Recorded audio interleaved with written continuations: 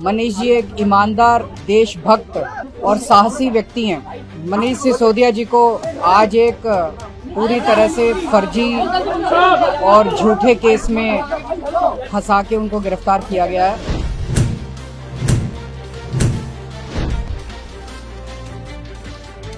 अरविंद केजरीवाल के happy hours अब खत्म हो चुके हैं। पूरा देश जान चुका है कि केजरीवाल और सिसोदिया ने नई आबकारी नीति से मोटा पैसा या यूं कहे मोटी दलाली कमाई है।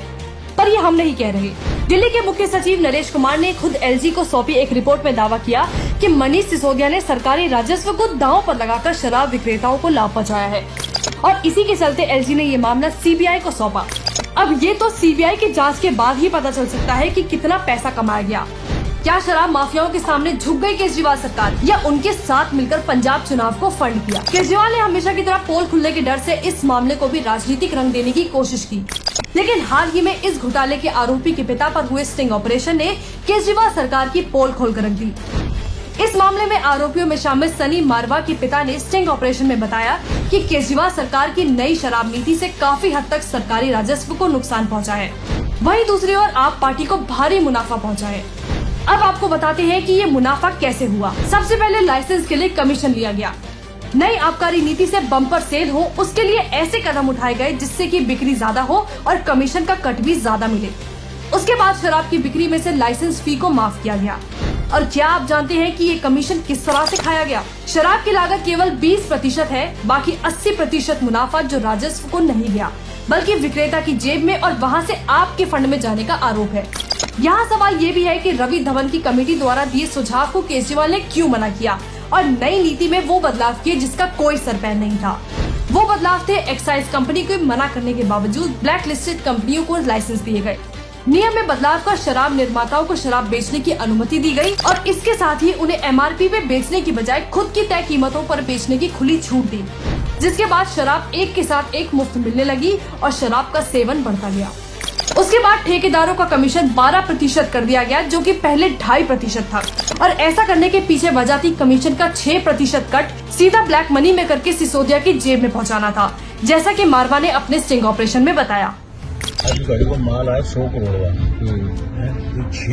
12 करोड़ रुपया कमीशन आ गई। 6 करोड़ काला करके हमें दिक्कत आ चुकी। दिक्कत इसके बाद दिसंबर 2021 और जनवरी 2022 की 144 करोड़ रुपए की लाइसेंस फी कैबिनेट की मंजूरी के बिना ही माफ कर दी गई। यही नहीं, शराब की बिक्री को बढ़ाने के लिए आप सरकार ने कानून में बदलाव किए, जिसमें शराब पीने की उम्र 25 से 21 किया, ड्राई डे की संख्या 23 से कम कर 3 कर दी, रात के 3 बजे तक शराब बेचने की अनुमति दी।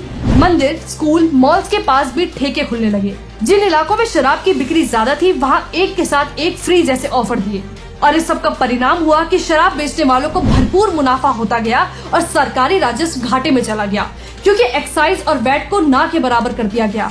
मनीष सिसोदिया ने मई 2021 में ये नीति बनाई और नवंबर 2021 में इसे लागू भी कर दिया गया। आखिर किस बात की इतनी जल्दी थी? क्या पंजाब में चुनाव होने वाले थे और कमीशन का पैसा लगाना था इसलिए? कुल मिलाकर आपकी इस नीति से सरकारी राजस्व जितना बढ़ना चाहिए था वो घटता गया। शराब विक्रेताओं को उचित मुनाफे की जगह भारी भरकम मुनाफा होने लगा। साथ ही दिल्ली में शराब की बिक्री जिसे कम होना चाहिए था वो रिकॉर्ड तोड़ होती गई। और ये सब किस लिए? क्योंकि मनीष सिसोदिया को कमीशन की भूख थी। लेकिन चोरी होती है तो गलती भी होनी ही थी। इस मामले का खुलासा हुआ जब ये सामने आया कि सिसोदिया ने एलजी की अनुमति के बिना ही कई फैसले लिए और जब सीबीआई ने जांच के आदेश दिए तब डर में आकर केजरीवाल सरकार ने नई नीति वापस लेकर पुरानी लागू कर दी। लेकिन अब पछताकर क्या फायदा? ये मोदी सरकार है केजरीवाल जी, उन्होंने पहले ही कहा था ना खाऊंगा ना खाने दूंगा। सरकार, जनता सबको धोखे में रखकर तुमने अपनी जेबें भरने की जो घटिया कोशिश की उसकी अब उल्टी गिनती शुरू हो चुकी है। अब तुम और तुम्हारे 100 कॉल ईमानदार नेता जल्द ही जेल की हवा खाते नजर आओगे।